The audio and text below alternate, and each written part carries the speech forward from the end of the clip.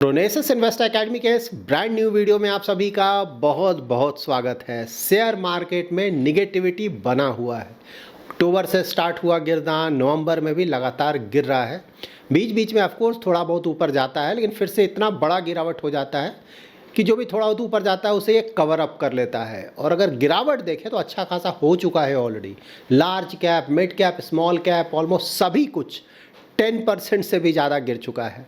Nifty 50 10%, indices wise अगर आप देखें, निफ्टी मिड कैप 100 इंडेक्स को अगर आप देखेंगे तो 11.32% गिर चुका है सितंबर हाई से। और निफ्टी स्मॉल कैप 100 इंडेक्स को देखेंगे तो 10.71% गिर चुका है सितंबर हाई से। सो ऑलरेडी अच्छा खासा गिरावट आ चुका है। देखिए, जब भी स्टॉक मार्केट में या फिर इंडाइसेस में 10% से ज़्यादा गिरावट आता है तो उससे हम बोलते हैं कि करेक्शन स्टार्ट हो चुका है, ठीक है। और 20% से जब ज़्यादा गिरावट आ जाता है तो हम बोलते हैं बियर फेज आ गया है। तो अभी इंडियन स्टॉक मार्केट जिस कंडीशन में है वहाँ पे हम बोल सकते हैं कि करेक्शन स्टार्ट हो चुका है। तो हालात ओवरऑल देखें, अगर आप mid cap small cap stocks में इन्वेस्ट करते हैं तो आपको पता चला होगा बहुत सारे स्टॉक्स बहुत बुरी तरह से गिरे हैं। लेकिन वैल्यूएशंस अगर आप देखेंगे ओवरऑल इंडाइसेस लेवल पे, खासकर मिड कैप स्मॉल कैप, तो वैल्यूएशंस अभी भी ज़्यादा है। जनरली मैं आप लोगों के क्वेरीज को लास्ट में आंसर करता हूँ, बहुत लोग शायद उसे देख भी नहीं पाते हैं और ये बहुत ही इंपॉर्टेंट है ताकि आप अपना इन्वेस्टमेंट जर्नी है उसे आप सही से पूरा कर सकें और लॉन्ग टर्म तक मार्केट में टिके रहें, ताकि अच्छे रिस्क एडजस्टेड रिटर्न आप जनरेट कर सकें। तो देखिए, सबसे बड़ा है आपका क्वेरी, मतलब सबसे ज़्यादा क्वेरी आजकल क्या आता है कि सेलिंग कब बंद होगा। देखिए, सेलिंग कब बंद होगा, इसमें सबसे पहले आपको वैल्यूएशंस चेक करना पड़ेगा। उससे आपको अच्छा खासा आइडिया मिल जाएगा कि चल क्या रहा है मार्केट में। तो यहाँ पे देखिए, आप वैल्यूएशंस देख सकते हैं। निफ्टी 50 का वैल्यूएशन कितना है? 21.7। निफ्टी मिड कैप 150 का 40.7, स्मॉल कैप 30.6 और माइक्रो कैप का 33। तो यहाँ पे निफ्टी 50 का अगर आप लॉन्ग टर्म एवरेज देखेंगे ना तो 20 के आसपास अगर आ जाता है तो उसे बोलेंगे फेयरली वैल्यूड है। तो मैं काफ़ी समय से आप लोगों को बता रहा हूँ ना, जब भी बोलता मार्केट कितना गिर सकता है तो मैं आपसे बोलता था कि लार्ज कैप्स अगर 10-10% के आसपास अगर गिर जाए तो वैल्यूएशंस वहाँ पे थोड़े रीजनेबल हो जाएंगे। तो देखिए, ऑलरेडी 10% लार्ज कैप तो गिर चुका है, मिड कैप स्मॉल कैप भी 10% गिर चुका है। तो यहाँ से देख सकते हैं वैल्यूएशंस लार्ज कैप का ना 22 से भी नीचे आ चुका है। तो हम बिल्कुल रीजनेबल वैल्यूएशंस के आसपास ही हैं। यहाँ से मे भी 3-4% और गिर जाएगा तो वैल्यूएशंस और भी अट्रैक्टिव हो जाएगा। देखिए, मार्केट जितना ज़्यादा गिरे वैल्यूएशन उतना ज़्यादा अट्रैक्टिव हो जाएगा। लेकिन हाँ, ऐसा नहीं कि मार्केट गिरता ही रहेगा। लेकिन हाँ, यहाँ से अगर 3-4% और गिर जाए तो वैल्यूएशंस बहुत अट्रैक्टिव हो जाएगा लार्ज कैप में। लार्ज कैप एनीहाउ मैं आपको बता रहा हूँ, गिरने का सबसे बड़ा रीज़न क्या है लार्ज कैप्स में? एफआईआईज़ का सेलिंग। मतलब अक्टूबर में देखें तो 1 लाख करोड़ के आसपास उन्होंने बेच दिया और नवंबर में भी लगातार बेच रहे हैं, मतलब डेली बेसिस पे बेच रहे हैं। और आने वाले कुछ और समय तक जैसा चल रहा है, यू नेवर नो, बेचते रहेंगे। बट हाँ, पहले से सेलिंग अगर आप देखेंगे ना तो कमा है। मतलब नवंबर अभी तक अबाउट 24,000 करोड़ के आसपास बेचा है उन्होंने। और अक्टूबर में डेटा देखेंगे ना तो अक्टूबर के फर्स्ट वीक में ही ज़्यादातर उन्होंने बेच दिया था। ऑलमोस्ट 50% जो भी सेलिंग हुआ था उसका फर्स्ट 7-10 डेज में उन्होंने बेच दिया था। यहाँ पे पहले के मुकाबले थोड़ा कमी आया है। बट लार्ज कैप देखिए वैल्यूएशन वाइज अभी भी अट्रैक्टिव है, ठीक है। यहाँ से थोड़ा बहुत और गिर जाता है तो बहुत अट्रैक्टिव है। तो वैल्यूएशन वाइज लार्ज कैप हमारे लिए कोई मेजर कंसर्न नहीं है। लेकिन हाँ, मिड कैप स्मॉल कैप अगर आप देखें तो यहाँ तो कंसर्न है ना। मतलब मिड कैप मैंने पहले भी आपको बताया था 150 जो है 30 के आसपास अगर आता है तो वहाँ से वैल्यूएशंस आप अच्छा बोल सकते हैं। स्मॉल कैप लार्ज कैप के वैल्यूएशंस के आसपास आ जाए तो उससे हम अच्छा वैल्यूएशन बोलेंगे। लॉन्ग टर्म देखेंगे ना तो मिड कैप का जो वैल्यूएशन है जनरली लार्ज कैप और स्मॉल कैप दोनों से ज़्यादा होता है। और स्मॉल कैप का वैल्यूएशन ज़्यादातर केसेस में लार्ज कैप से भी कम होता है। बट हाँ, कुछ कभी कभी देखेंगे कि लार्ज कैप के बराबर हो जाएगा और कभी कभी बहुत ज़्यादा हो जाता है। तो बहुत ज़्यादा ऑफकोर्स डेंजर वो सिग्नल है कि यहाँ से गिरेगा, तो वही हो रहा है, गिर भी रहा है। तो लार्ज कैप में यहाँ से कोई बहुत ज़्यादा गिरावट नहीं आना चाहिए। आइडियली मार्केट है, यू नेवर नो, ठीक है, वो तो अलग बात है। लेकिन हाँ, वैल्यूएशन वाइज एटलीस्ट हम बोल सकते हैं यहाँ से कोई बहुत ज़्यादा गिरावट नहीं आना चाहिए। 3-4% के बाद बहुत अट्रैक्टिव हो जाएगा और भी ज़्यादा अट्रैक्टिव हो जाएगा। और mid cap small cap yes, यहाँ से और भी गिर सकता है। यहाँ से अबाउट 10% और भी गिर सकता है। तो देखिए, यहाँ पे गिरना जब भी है ना मार्केट को, इसको पॉजिटिवली ले, निगेटिव नहीं ले। अगर आप हमारे यूट्यूब चैनल को रेगुलरली फॉलो करते हैं ना तो मैंने हमेशा आप लोगों को बताया था कि देखिए, मार्केट का वैल्यूएशन ज़्यादा है। अगर ज़्यादा वैल्यूएशन है तो एफआईआईज़ यहाँ पे नहीं आएंगे, ठीक है। और जो डोमेस्टिक इन्वेस्टर्स भी हैं उनके मन में भी थोड़ा तो डर रहता है ना कि भाई प्रॉब्लम ना हो जाए। पैसा आ रहा है, टोटली अग्री, लेकिन और भी ज़्यादा पैसा आ सकता है, मैं ये बोल रहा हूँ, ठीक है। तो यहाँ पे थोड़ा वैल्यूएशन अगर अट्रैक्टिव हो जाएगा तो सबके लिए अच्छा है, क्योंकि अगर मार्केट लगातार ऊपर जाएगा ना, लगातार ऊपर जाएगा, गिरेगा ही नहीं, तो उसका मतलब ये हुआ कि अचानक वो बुरी तरह से गिरेगा, क्योंकि मार्केट हमेशा लॉन्ग टर्म में एवरेज आउट करेगा ही। वो जो हम बोलते हैं ना 13-14% का एवरेज रिटर्न, वही आता है, ठीक है, लॉन्ग टर्म में। तो कभी अचानक तेज़ी से ऊपर चला जाएगा, कभी गिर भी जाएगा। तो जितना ज़्यादा ऊपर जाएगा बिना गिरे हुए, उतना ज़्यादा उसके गिरने का रिस्क बढ़ जाता है। मान लीजिए 50-60% ऊपर चला गया, तो ऑफकोर्स कुछ समय के बाद वो उतना ही गिर जाएगा, एवरेज आउट कर देगा। तो इसीलिए अगर मार्केट थोड़ा बढ़कर थोड़ा गिर रहा है तो अच्छा, ये हेल्दी करेक्शन इसको आप मान कर चलिए। और यहाँ से अगर जो वैल्यूएशंस अट्रैक्टिव होते हैं, देखिए एफआईआईज हमेशा नहीं भागेंगे, उनको पैसे से मतलब है। जहाँ उन्हें पैसा दिखेगा, रिटर्न, वहाँ वो जाएंगे। फिलहाल उन्हें रिटर्न दिख रहा है यूएस में, ठीक है।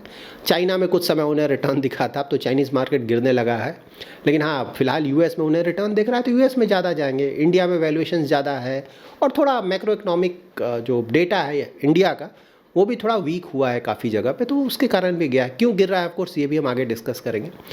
तो यहाँ पे देखिए आपके जो क्वेरीज आते हैं, कब तक गिरता रहेगा, तो देखिए ज़्यादातर लार्ज कैप्स का गिरावट तो बहुत हद तक हो चुका है। एफआईआईज मैंने पहले ही बताया था, अगर ये बेचना रोक दे तो वहाँ से फिर गिरावट शायद ना आए, यहाँ से ऊपर ही जाएगा लार्ज कैप्स, ठीक है। Mid cap, small cap of course गुंजाइश है, तो वहाँ पे और गिरावट हो सकता है। तो ऐसा लगता है कि नवंबर में अभी और थोड़ा गिरावट आएगा।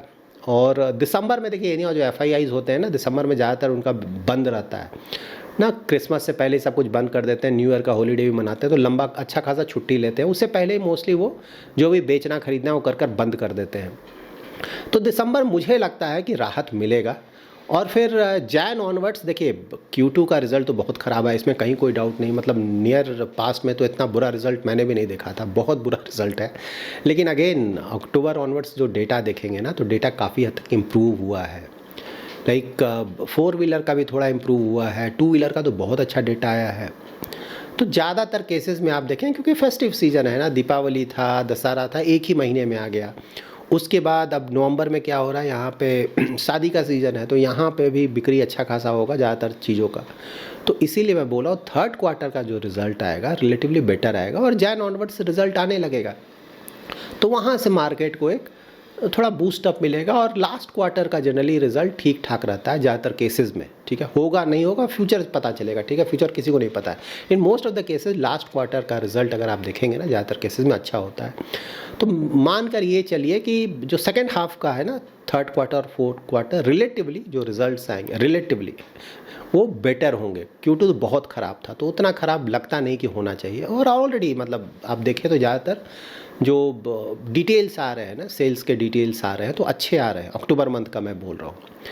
और सिर्फ Q2 ख़राब नहीं हुआ, इन्फ्लेशन भी। इन्फ्लेशन तो देखिए अगर आप हमारा चैनल फॉलो करते हैं, मैं काफ़ी समय से आपको बता रहा था, देखिए अक्टूबर का भी जो इन्फ्लेशन आएगा बहुत बढ़कर आएगा। सिंपल है, फूड इन्फ्लेशन, मतलब डेली बेसिस पे आप देख रहे हैं ना, वेजिटेबल का प्राइस ज़्यादा है, फ्रूट का प्राइस ज़्यादा है, तो नेचुरली जो एडिबल ऑयल का प्राइस ज़्यादा है, तो नेचुरली फूड इन्फ्लेशन ज़्यादा आएगा। फूड इन्फ्लेशन ज़्यादा आएगा तो ओवरऑल इन्फ्लेशन बढ़ेगा, इसीलिए 6% से भी ऊपर चला गया था। मतलब मैंने तो पहले भी बताया था वीडियोज़ में ना कि 6% के आसपास होगा, 6% से भी ऊपर चला गया। नवंबर ऑनवर्ड्स लग रहा था कि थोड़ा कमेगा, और कमेगा भी, ठीक है, लेकिन नवंबर में भी थोड़ा बढ़कर आएगा। पहले लग रहा था कि शायद 5% के आसपास चला जाएगा नवंबर में, लेकिन अब लग रहा है थोड़ा और बढ़कर आएगा, क्योंकि अभी भी फूड इन्फ्लेशन ज़्यादा है। नवंबर में भी अगर आप देखेंगे तो कमा नहीं है, अभी भी ज़्यादा है, तो नवंबर में भी थोड़ा बढ़कर आएगा। हाँ, दिसंबर ऑनवर्ड्स फाइनली ऐसा लगता है कि वहाँ से इम्प्रूवमेंट आएगा। और अभी भी मतलब ये फाइनेंशियल ईयर खत्म होने में टाइम है ना, जैन फेब मार्च, उसके बाद आप देखेंगे कि धीरे धीरे इन्फ्लेशन कम होगा, और मोस्टली फूड इन्फ्लेशन के कारण हो रहा है। फूड इन्फ्लेशन भी देखिए, ये फूड इन्फ्लेशन आपको पता है ना, ये मानसून का चक्कर है। मतलब इस बार सही बात है कि बारिश अच्छा हुआ, लेकिन बारिश अच्छा होने के साथ प्रॉब्लम क्या है कि बारिश ज़्यादा हो गया, कहीं पे बहुत ज़्यादा हो गया तो फसल ख़राब हो गया। बहुत सारे इश्यूज़ हैं इंडिया में ना, बहुत बड़ा कंट्री है, कहीं बारिश ज़्यादा हो गया, कहीं कम हो गया। एवरेज ठीक है, टोटली एग्री, लेकिन सवाल है कि कहाँ पे ज़्यादा हुआ है। जहाँ पे वो चीज़ उगाया जाता है, जो भी फ्रूट और वेजिटेबल्स का प्राइस ऊपर जाता है, अगर वहीं पे बारिश बहुत ज़्यादा हो गया, पता चला वहाँ का फसल ही ख़राब हो गया। तो बहुत सारे इश्यूज़ हैं इंडिया में। तो बट हाँ, फूड इन्फ्लेशन भी नीचे आएगा, ऐसा नहीं कि नहीं आएगा। और यहाँ पे ऑफ कोर्स आरबीआई को तो क्रेडिट देना पड़ेगा कि भाई आरबीआई भी ये चीज़ समझ के, क्योंकि उसके पास तो हमारा ज़्यादा डेटा है। तो ऑल्दो आरबीआई पे बहुत ज़्यादा प्रेशर है इंटरेस्ट रेट कट करने का, क्योंकि GDP second quarter of course कम होकर आएगा ना, तो प्रेशर तो है आरबीआई पे, लेकिन अभी तक आरबीआई ने मतलब बात भी नहीं कर रहा है रेट कट का। मोस्टली ये नेक्स्ट ईयर ही होगा, इस साल तो अब कोई चांस ही नहीं है। फरवरी में चांसेस हैं या फिर उसके बाद, तो लेट्स सी। तो यहाँ से देखिए ओवरऑल देखें तो ये इन्फ्लेशन का भी प्रॉब्लम रिजॉल्व हो जाएगा 1-2 महीने में, ऐसा लगता है। और जो अर्निंग ग्रोथ है वो भी ठीक ठाक होगा। और जो ये जो वैल्यूएशंस का प्रॉब्लम है, ऑलरेडी थोड़ा गिरावट आया है मार्केट में, लेकिन हाँ यहाँ से और भी गिरावट आ सकता है वैल्यूएशंस को देखकर लगता है। जब ये सब चीज़ें देखिए सभी कुछ सिक्लिकल है, ठीक है। जब भी हम किसी स्टॉक में भी इन्वेस्ट करते हैं ना, अच्छे क्वालिटी का स्टॉक है, तो 1-2 क्वार्टर अगर उसका रिजल्ट गड़बड़ा गया, ख़राब आया, तो ऐसा नहीं कि अब स्टॉक हम बेच देते हैं। अगर आप बेच देते हैं अच्छे क्वालिटी के स्टॉक को तो आप गलत करते हैं, वो सही नहीं है तरीका। आपको लॉन्ग टर्म तक होल्ड करना, हाँ क्वालिटी अच्छा होना चाहिए, क्योंकि अच्छा क्वालिटी थोड़ा बहुत अप डाउन चलता है, वही इकोनॉमी के साथ भी वैसे है ना, सब कुछ सिक्लिकल है, अप डाउन। तो ठीक है भाई, मतलब कोविड के बाद से लगातार अच्छा खासा परफॉर्मेंस था, पेंट अप डिमांड था, वो सब खत्म हुआ, धीरे धीरे नॉर्मलाइज कर रहा है। थोड़ा 1-2 क्वार्टर थोड़ा डाउन रहेगा, उसके बाद फिर से ऊपर जाएगा, ये चलता रहता है। तो इसके कारण कोई बहुत ज़्यादा हेडेक ले लेना, स्टॉक मार्केट तो ऐसा ही मूव करता है ना। मतलब रिटर्न्स बनाना कोई आसान काम तो है नहीं। मतलब ऐसा तो नहीं है कि आपने पैसा डाला लगातार ऊपर गया लगातार, तब तो सभी लोग अपना सब कुछ धंधा ही बंद कर देंगे ना। रिलायंस इतना बड़ा कंपनी खोल कर बैठा है, टाटा का इतना बड़ा कंपनी है, छोड़िए गूगल, अमेज़ॉन, ये सब बड़ा बड़ा सब कुछ अपना सब कुछ बंद करके पूरा पैसा स्टॉक मार्केट में लगा देगा, क्योंकि यहाँ तो डेली पैसा ऊपर जा रहा है। तो ऐसा तो है नहीं, ये सब बातें आप समझे तो ठीक है। स्टॉक मार्केट अप डाउन होता है, लेकिन हाँ यहाँ पे सिर्फ ये है ना कि वो एरो नहीं देखना है ना शॉर्ट टर्म का, कि इसके ऊपर चला गया तो और ऊपर जाएगा, इसके नीचे चला गया तो और नीचे चला गया। ये सब चीज़ों में चक्रों में ज़्यादा आप ना पड़े तो अच्छा होगा। लॉन्ग टर्म के साथ जाएं, ठीक है। लॉन्ग टर्म में जो एवरेज रिटर्न्स है उसके आसपास आपको रिटर्न्स मिल जाएंगे, और उतना रिटर्न मिल गया तो बहुत अच्छा रिटर्न है। कंपाउंडिंग के कारण लॉन्ग टर्म में बहुत अच्छे रिटर्न्स आते हैं। आप लोग का ये भी क्वेरी आता है कि इन्वेस्ट करें कैसे करें, पॉपुलर क्वेरी है। तो देखिए, इन्वेस्ट किसी भी मार्केट कंडीशन में ऑफ कोर्स इन्वेस्ट करना चाहिए, ठीक है। मैंने हमेशा आप लोगों को बताया है कि कोई भी मार्केट कंडीशन हो, ज़्यादातर केसेस में हमें अपना ज़्यादातर पैसा इन्वेस्ट कर कर रखना चाहिए, क्योंकि स्टॉक मार्केट किसी को नहीं पता है फ्यूचर में क्या होगा। जैसे आज हम डिस्कस कर रहे हैं ना, गिर जाएगा, गिर रहा है, ऑल ऑफ अ सडन 1-2 दिन में आप देखेंगे ऊपर जाने लगेगा। हाँ, उसके बाद शॉर्ट टर्म में यही है, इसीलिए मीडियम टू लॉन्ग टर्म। तो इसीलिए आपको सिर्फ क्या करना है कि पैसा इन्वेस्ट करें और लॉन्ग टर्म तक बने रहें। हाँ, यहाँ पे ये बिल्कुल ध्यान रखें कि मान लीजिए बहुत बड़ा पैसा है भाई, मार्केट गिर रहा है, यहाँ से और गिर सकता है, पूरा पैसा एक साथ नहीं डालें। कई बार मैंने आप लोगों को बताया, धीरे धीरे 3-4 ट्रांचेज में डाल दें। म्यूचुअल फंड है तो 6 मंथ्स का एसटीपी कर दें, सिस्टमेटिक ट्रांसफर प्लान। पूरा पैसा नहीं डालें, लेकिन हाँ किसी ने ऑलरेडी पैसा इन्वेस्ट किया हुआ है और सोच समझकर उसने इन्वेस्ट किया। सोच समझकर इन्वेस्टमेंट क्या होता है, ऑफ कोर्स मैं अभी कवर करूंगा। तो वहाँ पे तो कंसर्न नहीं है ना। आपने medium term like 5 to 10 years के लिए इन्वेस्ट किया है, या long term more than 10 years के लिए इन्वेस्ट किया है, तो अभी किस लिए आप परेशान हो रहे हैं ना। आपने इन्वेस्ट किया 10 ईयर्स के लिए, तो आप अभी देख कर क्यों परेशान हो रहे हैं। लॉन्ग टर्म में यस वो एवरेज आउट होकर रिटर्न्स आपके अच्छे खासे आ जाएंगे। देखिए, अब सिर्फ यहाँ पे ध्यान क्या देना है कि जैसे आप म्यूचुअल फंड इन्वेस्टर हैं, ठीक है। सबसे पहले तो ये मैं क्लियर कर दूं कि अगर आपको म्यूचुअल फंड या स्टॉक मार्केट का बहुत ज़्यादा आइडिया है, सालों से कर रहे हैं, ठीक है, तब आप कुछ भी करें, क्योंकि मैं मानकर चल रहा हूँ कि आपको बहुत अच्छा आइडिया, आपको सब कुछ पता है, तब तो आप कुछ भी करें वो अलग है, ठीक है। तो मैं ये जो भी बोल रहा हूँ उन इन्वेस्टर्स को बोल रहा हूँ जिन्हें स्टॉक मार्केट का ज़्यादा आइडिया नहीं है, म्यूचुअल फंड का ज़्यादा आइडिया नहीं है, ज़्यादा समय से नहीं कर रहे, ये उन लोगों के लिए। तो देखिए, अगर आप इस तरह के इन्वेस्टर हैं तो हमेशा ही म्यूचुअल फंड्स में प्लीज़ डाइवर्सिफाइड फंड के लिए जाएँ। सेक्टर फंड, थीमेटिक फंड और ये फैक्टर फंड आप लोगों को बहुत आता है, मोमेंटम फंड, मोमेंटम 30, मोमेंटम 50। देखिए, अगर आपको स्टॉक मार्केट का ज़्यादा आइडिया नहीं तो इन चक्रों में नहीं पड़े, मैंने बार बार रिपीट किया है, ठीक है। अगर आपको आइडिया है तो कुछ भी करें, वो अलग है, ठीक है। ये सब बहुत ज़्यादा रिस्की है, क्योंकि ये मार्केट के ना ऊपर नीचे जैसे जैसे होगा उसके अनुसार ये बहुत तेज़ी से ऊपर नीचे करेगा, ठीक है। बहुत ज़्यादा सिक्लिकल होता है ये सब। लाइक मोमेंटम, मार्केट जब ऊपर करेगा तो बहुत हाई रिटर्न आएगा, लेकिन जब मार्केट नीचे जाने लगेगा तो बुरी तरह से गिरेगा, और वो जब गिरने लगेगा तो डर कर आप भाग जाएंगे मोस्टली। तो इसीलिए उसी तरह सेक्टर फंड ना, अब जैसे आईटी सेक्टर, मैं जैसे काफ़ी समय से मैं बोल रहा हूँ ना, आईटी अच्छा करेगा या फिर कर रहा है, फार्मा अच्छा करेगा, कर रहा है।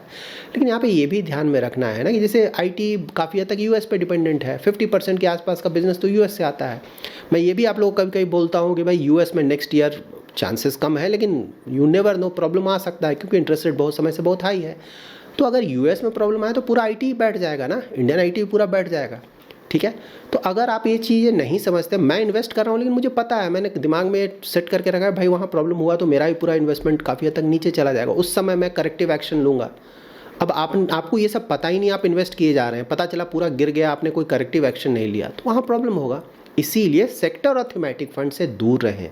Diversified fund, large cap, mid cap, small cap, flexi cap, multi cap, large and mid cap बहुत है, इसी में से 3-4 कैटेगरीज मतलब सेलेक्ट करके उसमें इन्वेस्ट करें, वहाँ आपको प्रॉब्लम नहीं होगा मार्केट नीचे जाए, क्योंकि वहाँ पर डाइवर्सिफाइड पोर्टफोलियो है, बहुत सारे सेक्टर्स में इन्वेस्ट किया हुआ है, कुछ सेक्टर ऊपर जाएंगे कुछ नीचे जाएंगे, लेकिन ओवरऑल एवरेज आउट करके वो ठीक ठाक रिटर्न्स आपको मिल जाएंगे। सेक्टर और थीमेटिक फंड में भी बिल्कुल सही बात है, अगर लॉन्ग टर्म में आप देखेंगे तो रिटर्न आपको अच्छा लगेगा, लेकिन वहाँ प्रॉब्लम क्या है कि कई बार क्या होगा ना कि मार्केट ऊपर जाता रहेगा और आपका सेक्टर फंड वो नीचे जा रहा होगा, तो उस पीरियड को झेल पाना टफ है। देखा होगा आपने ना, लाइक कोविड के बाद आईटी और फार्मा ने बहुत अच्छा परफॉर्मेंस किया, उसके बाद लगातार डाउन है, मार्केट तो अच्छा कर रहा है लेकिन ये आईटी और फार्मा डाउन था, अभी वापस आया है, लेकिन हाँ कुछ समय पहले तक तो डाउन था। तो उस समय किसी ने आईटी फार्मा में इन्वेस्ट किया होगा तो उसके क्या हालात होंगे कि अरे सबका रिटर्न आ रहा है, मेरा तो पूरा गिरा हुआ है पोर्टफोलियो। इसीलिए मैं बोल रहा हूँ दूर रहें तो अच्छा है। आईटी फार्मा जो भी अच्छे स्टॉक्स हैं आपको डाइवर्सिफाइड पोर्टफोलियो में भी वो मिल जाएगा, ठीक है। तो ये ध्यान रखें। उसी तरह से स्टॉक्स के लिए भी आप डाइवर्सिफाई करके रखें, डिफरेंट सेक्टर्स के स्टॉक में इन्वेस्ट करें, किसी एक ही सेक्टर में पूरा इन्वेस्टमेंट ना कर दें। उसी तरह से मार्केट कैप एलोकेशन का ध्यान रखें, large cap, mid cap, small cap, पूरा का पूरा पैसा ज़्यादा रिटर्न के चक्कर में मिड कैप, स्मॉल कैप में ना डाल दें। अगेन मैं बोल रहा हूँ, अगर आपको बहुत अच्छा आइडिया है तो अलग बात है, लाइक मुझे 16 ईयर प्लस का एक्सपीरियंस है, तो मेरा पोर्टफोलियो देखेंगे, stock portfolio, mutual fund portfolio में large cap, mid cap, small cap सभी कुछ है, स्टॉक पोर्टफोलियो है मोस्टली स्मॉल कैप है और थोड़ा बहुत मिड कैप है, ठीक है। लार्ज कैप आपको नहीं मिलेगा देखने को फिलहाल के पोर्टफोलियो में। लेकिन फिर देखिए मेरा वर्क एक्सपीरियंस बहुत ज़्यादा है ना, सालों से मैं ये कर रहा हूँ और मुझे थोड़ा बहुत मार्केट का आइडिया भी है, तो इसलिए। लेकिन अगर किसी को आइडिया ही नहीं, वो पूरा का पूरा स्मॉल कैप में इन्वेस्ट कर देगा और वो 30-40% गिर जाएगा, तो ऑफकोर्स वो भाग जाएगा, उसको बहुत ज़्यादा लॉस होगा। और स्टॉक में ध्यान रखें, देखिए कुछ बेसिक चीज़ें ना, आप लोग पूछते क्या देखें, तो मैं कुछ बेसिक चीज़ें, उसका प्रॉफिट ग्रोथ देखें लास्ट फ्यू ईयर्स का कैसा चल रहा है, सेल्स ग्रोथ देखें लास्ट फ्यू ईयर्स का कैसा चल रहा है, आरओई देखें लास्ट फ्यू ईयर्स का कैसा चल रहा है, उसके बाद उसका डेट देखें, डेट तो ज़्यादा नहीं, कुछ बहुत सारी चीज़ें हम लोग देखते हैं, लेकिन एटलीस्ट ये बेसिक स्क्रीनर है। इस चीज़ों को भी अगर आप चेक कर लेंगे तो काफ़ी हद तक आप मतलब किसी लो क्वालिटी के स्टॉक में इन्वेस्ट करने से बच जाएंगे, ठीक है। तो ये ध्यान रखें। तो इन्वेस्टमेंट देखिए, इन्वेस्टमेंट अगर लार्ज कैप्स देखें तो बिल्कुल अभी भी अट्रैक्टिव है, यहाँ से थोड़ा बहुत और गिरेगा तो ठीक है भाई, हम इन्वेस्टमेंट करते रहेंगे। उसी तरह से म्यूचुअल फंड्स में भी अगर इन्वेस्टमेंट करना है, कोई एसआईपी के रूट से करा है तो बिल्कुल करना चाहिए, मार्केट जब गिर रहा हो तब तो इन्वेस्टमेंट करने का सही समय है, करते रहना चाहिए। बस बड़ा पैसा एक साथ ना डाल दें, धीरे धीरे कर डालें, वो एक अच्छा होगा। लेकिन इन्वेस्टमेंट करने में कोई दिक्कत नहीं है, अगर कोई छोटा छोटा अमाउंट कर रहा है, लाइक मंथली कोई इन्वेस्ट कर रहा है, उसमें क्या दिक्कत है, या फिर ट्रांचेज में कर रहा है, क्या दिक्कत है। अभी 10% मार्केट गिरा है, तो मार्केट गिरना तो इन्वेस्टमेंट के लिए, तो मार्केट जब भी गिरे तो इन्वेस्टमेंट करने का अच्छा समय है। हाँ, बट यहाँ पे यही ध्यान रखना है, यहाँ से और ज़्यादा गिर सकता है, तो ठीक है भाई मैं इन्वेस्टमेंट करते रहूँगा, लेकिन जल्दबाजी में नहीं कर दूंगा, ठीक है, थोड़ा थोड़ा करके करता रहूँगा। तो इस चीज़ों का अगर आप ध्यान रखेंगे तो मोस्टली आपको इन्वेस्टमेंट जर्नी में प्रॉब्लम नहीं आएंगे। आप लोग का क्वेरी लिवरेज और एवरेजिंग से रिलेटेड भी आता है कि लिवरेज लेना चाहिए या नहीं इन्वेस्टमेंट के। लिवरेज मीन्स आपने लोन लेकर स्टॉक मार्केट में इन्वेस्ट कर दिया। तो देखिए, लिवरेज लेकर इन्वेस्टमेंट करना तभी सही होगा जब आपको स्टॉक मार्केट का आइडिया है।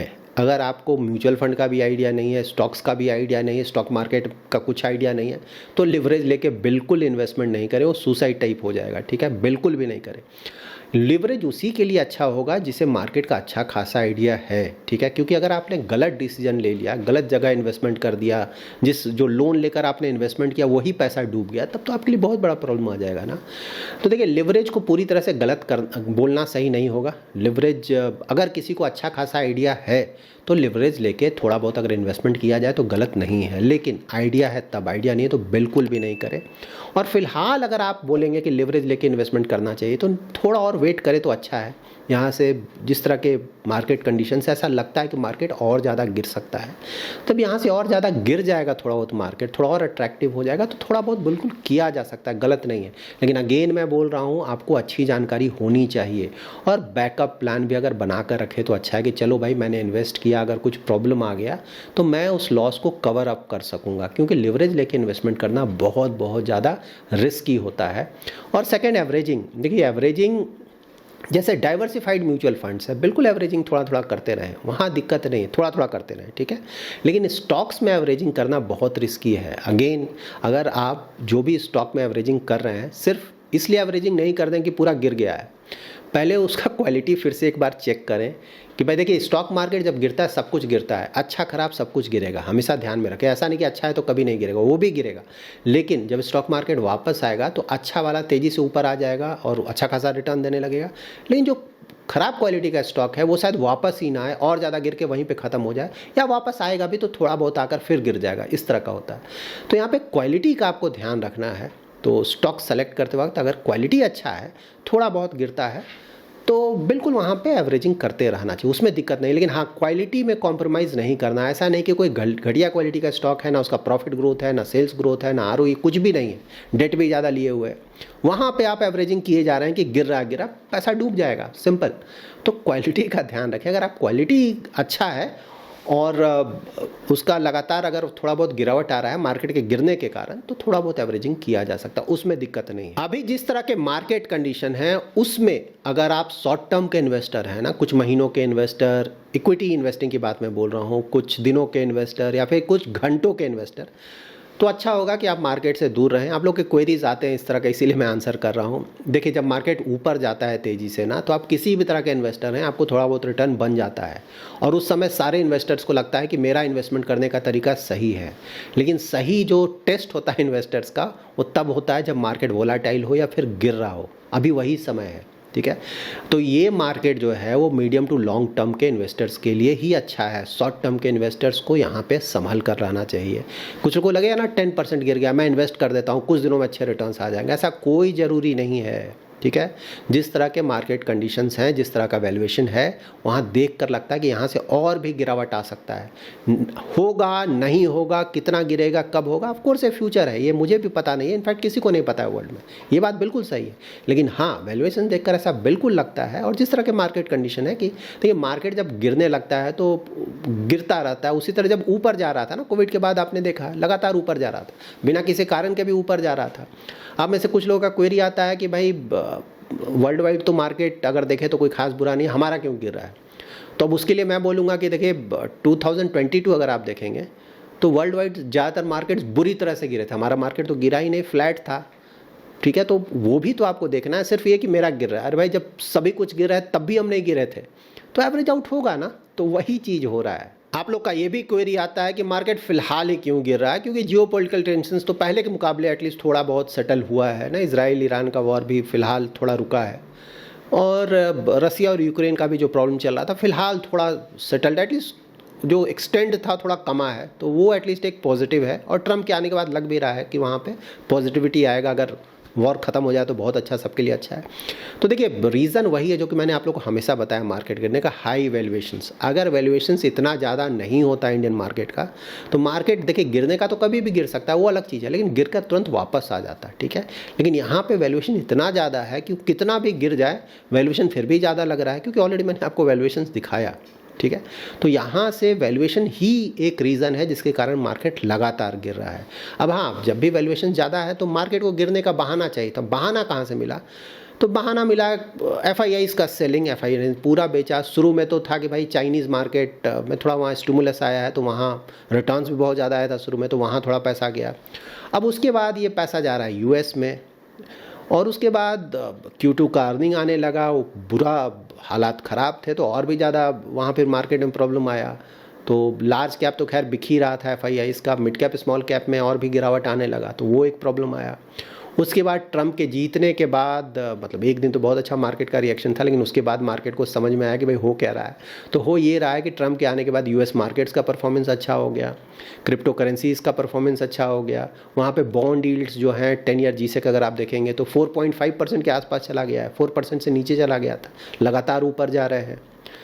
और वहाँ डॉलर लगातार स्ट्रांग हो रहा है, तो नेचुरली एफआईआईज़ का पैसा इंडिया से निकल रहा है। देखिए, एफआईआईज़ का वही है जहाँ पे उन्हें एक होता है, एफआईआईज़ में भी शॉर्ट टर्म लॉन्ग टर्म है। लॉन्ग टर्म वाले तो टिके रहेंगे, वो भागेंगे नहीं इन चीज़ों के लिए। अब किसी ने लॉन्ग टर्म जैसे पेंशन का पैसा, वो तो इन्वेस्ट रहेगा, लेकिन शॉर्ट टर्म भी कुछ इन्वेस्टर्स होते हैं, वो देखेंगे भाई वर्ल्ड में जहाँ पे शॉर्ट टर्म में ज़्यादा रिटर्न मिलेगा मैं चला जाऊँगा, उस तरह के अगर इन्वेस्टर हैं तो ऑफकोर्स वो भाग जाएंगे।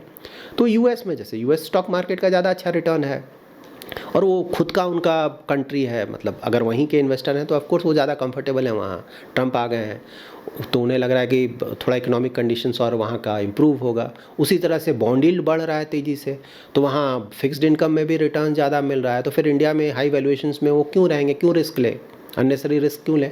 और एफआईआईज लगातार जब भागेंगे तो देखिए जो डीआईआईज है वो भी तो थोड़े परेशान होंगे। नहीं भाई, लगातार पैसा निकल रहा है, गिर रहा है, गिर रहा है, कितना इन्वेस्ट करेंगे। तो थोड़ा बहुत वो भी, मतलब पैसा है फिर भी कुछ समय वो भी रुक जाएंगे कि भाई रुक जाते हैं, थोड़ा और गिर जाने दो तब और इन्वेस्ट करेंगे। तो वो सब है, तो ये धीरे धीरे ये सब फर्क पड़ने लगता है। इंडियन रुपी देखिए लगातार गिर रहा है, क्यों गिर रहा है, क्योंकि एफआईआईज पैसा निकाल रहे हैं लगातार इंडिया से। उसके बाद डॉलर स्ट्रांग हो रहा है, तो रुपी तो जिस तेज़ी से गिर रहा है, यू नेवर नो, लग रहा है 8-10% गिर जाएगा।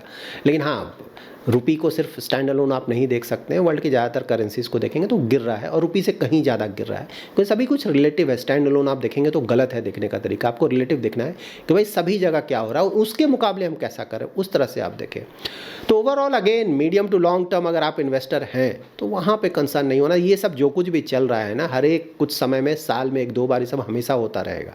अगर आप काफ़ी समय से इन्वेस्ट कर रहे हैं तो आपको भी पता होगा, मैं भी कई बार ये सब देख चुका हूँ। 16 ईयर प्लस से ये सब चल रहा है और चलता रहेगा, आगे भी चलता रहेगा। तो अगर कोई सोच समझकर अच्छा क्वालिटी ना, डाइवर्सिफाइड म्यूचुअल फंड्स या फिर अच्छे क्वालिटी के स्टॉक्स में इन्वेस्टमेंट किए हुए हैं तो वहाँ पे कंसर्न नहीं होना चाहिए ना। 10 ईयर्स 20 ईयर्स वहाँ पे एवरेज आउट होकर रिटर्न्स अच्छे आ जाते हैं। So that's it in this video. अगर ये वीडियो पसंद आया है तो जरूर लाइक एंड शेयर करें। पहली बार हमारे यूट्यूब चैनल पर आए हैं तो चैनल को जरूर सब्सक्राइब करें। Thanks lot for watching.